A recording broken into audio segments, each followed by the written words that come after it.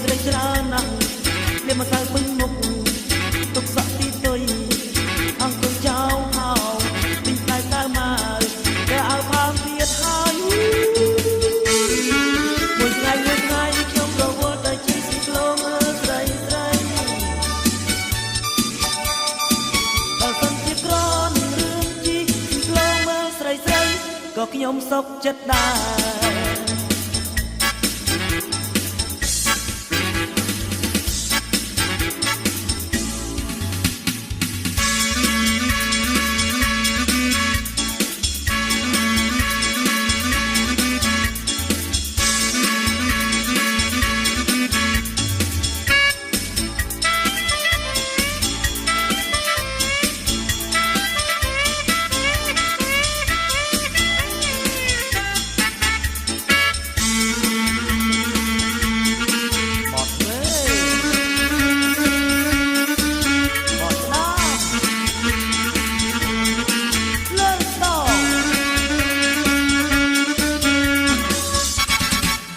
ជីស៊ីក្លូ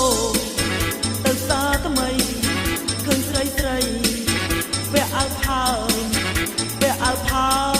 ខ្ញុំស្មានតែផើមិនមែនផើទេ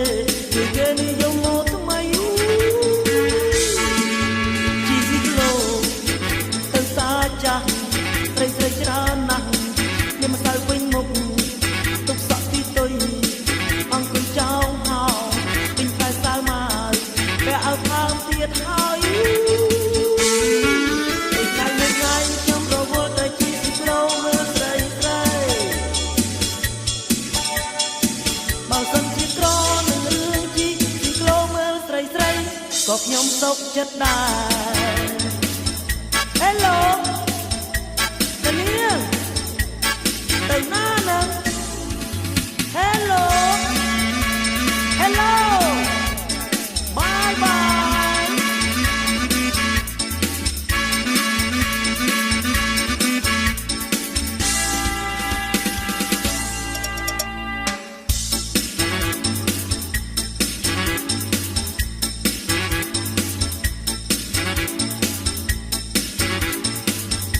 โช